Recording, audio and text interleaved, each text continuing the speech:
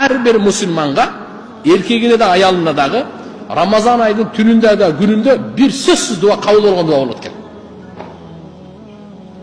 Çünkü sözsüz. Özgöçe ağımlarımız aytат, qaysı dualarga көңүл бура турган учур оз ачар учурунда дейт. Оз ачарда телевизор коюп, музыка коюп, токтотулганмады.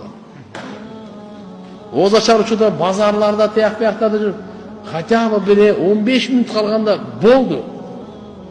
Бардыгын токтоп туруп, кыблага карап дуа кылыш керек. Мына Рамазан айдагы дуа оз ачар учурунда тияк-биякка алектенбей, алаксыбай, алакы болбой дуага Allah kıblağını qarap durup Allah'a cüzlönüp çın жүрөктөн сураш керек. Ya Allah de. Dünyanın жақшылығын сұраңыз, kabırının жақшылығын, ahiretin жақшылығын сұраңыз. Dünyanın jamandığından, fitnalarından, kabırın azabından, fitnalarından, ahiretin korduğundan, şermendечилигинен пана tileyiniz.